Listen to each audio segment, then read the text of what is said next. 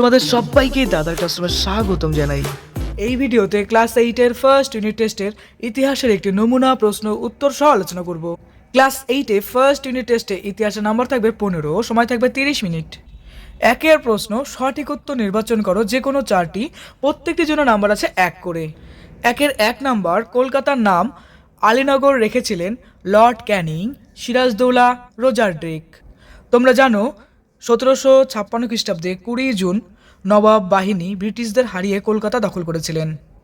কলকাতা দখলের পরই সিরাজদৌল্লা অর্থাৎ নবাব সিরাজদৌল্লা তার নাম দেয় আলীনগর। তার জন্য সঠিক অপশনটি হবে সিরাজদৌল্লা। 2 নম্বর দেখো, সত্যবিলোপ নীতি প্রবর্তন করেন Lord Wellesley, Lord Dalhousie, Lord Barlow. এর মধ্যে সঠিক অপশনটি হবে লর্ড ডালহৌসি। এখানে অনেকের কনফিউশন হয় অধীনতামূলক মুদ্রানীতি নীতি এবং সত্যবিলোপ নীতি নিয়ে। প্রবলেম হয় কোনটা কে করেছেন। মনে রাখার সব থেকে সোজা টেকনিক আমি বলছি। তোমরা আম সত্য নাম শুনেছ, আম সত্য অর্থাৎ আম দিয়ে বানায়, ঠিক একই রকম মনে রাখবে ডাল সত্য। হ্যাঁ, এখন থেকে মনে রাখবে ডাল সত্য।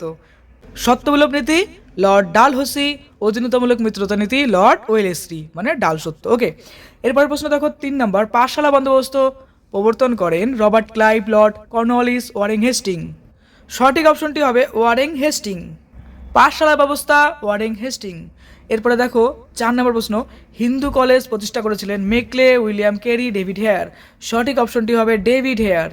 Hindu college David Hare. এরপরে 5 নম্বর প্রশ্ন, মহানসবদার ব্যবস্থা চালু করেন শেরশাহ, আকবর, জাহাঙ্গীর। মহানসবদার ব্যবস্থা চালু করেন আকবর। যে কোনো 7টি প্রশ্নের উত্তর দাও, প্রত্যেকটির জন্য নাম্বার আছে 1 করে।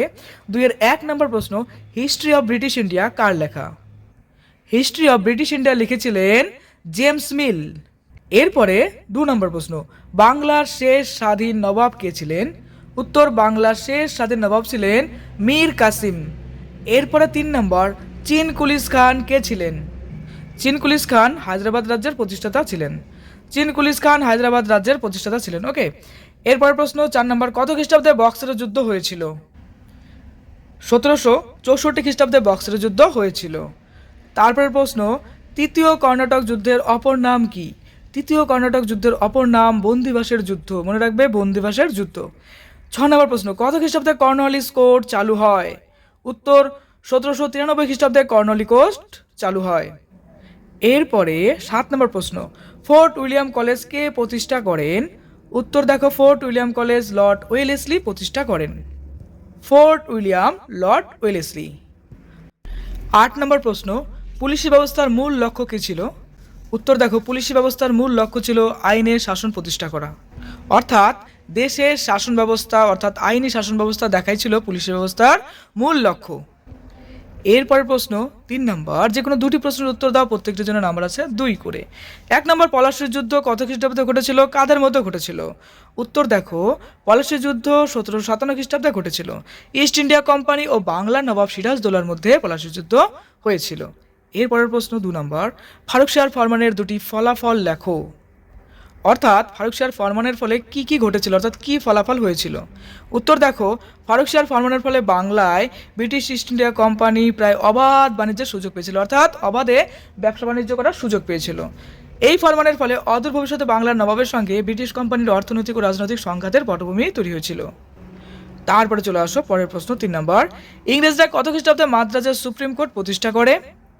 এসআইটিক সোসাইটি কে প্রতিষ্ঠা করেন? এবার উত্তর দেখো, ইংরেজরা 1801 খ্রিস্টাব্দে মাদ্রাজের সুপ্রিম কোর্ট প্রতিষ্ঠা করেন। জানো তখনকার দিনে ব্রিটিশ ইস্ট ইন্ডিয়া কোম্পানি অর্থাৎ ইংরেজরা ভারতবর্ষে 3টি সুপ্রিম কোর্ট প্রতিষ্ঠা করেছিলেন। একটা কলকাতাতে, একটা বোম্বাইতে, আর একটা মাদ্রাজে। টোটালটা শাসন ব্যবস্থা কন্ট্রোল করার জন্য। এরপরের প্রশ্ন, এশিয়াটিক সোসাইটি কে প্রতিষ্ঠা করেন? উত্তর, এশিয়াটিক সোসাইটি প্রতিষ্ঠা করেন উইলিয়াম জোন্স।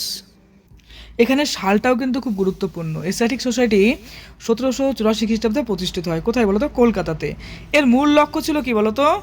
সংস্কৃত ভাষাতে আমাদের প্রাচীন যে সমস্ত সাহিত্য বা লেখা যেগুলো ছিল সেগুলোকে ইংরেজিতে অনুবাদ করা। এর কারণ ছিল কি, উনি ভাবতেন যদি ভারতীয় সাহিত্য লেখা চর্চা করা যায় তবে ভারতীয়দের সাথে ব্রিটিশদের খুব সুন্দর একটা বোঝাপড়ার সম্পর্ক হয়ে উঠবে এবং ব্রিটিশ যে ঔপনিবেশিক শাসন ব্যবস্থা আছে, যেটা বলবো ব্রিটিশদের প্রশাসনিক কাজ বা দেশের শাসনভার খুব সুন্দরভাবে ইংরেজরা কন্ট্রোল করতে পারবে। এই এশিয়াটিক সোসাইটিতে অনেক পণ্ডিতগণ কিন্তু যুক্ত হয়েছিলেন। এই ছিল ক্লাস 8-এর ফার্স্ট ইউনিট টেস্টের ইতিহাসের একটি নমুনা প্রশ্নপত্র। দাদার ক্লাসে নতুন হলে অবশ্যই সাবস্ক্রাইব করে নিও। মন দিয়ে পড়াশোনা করো, খুব ভালো থেকো।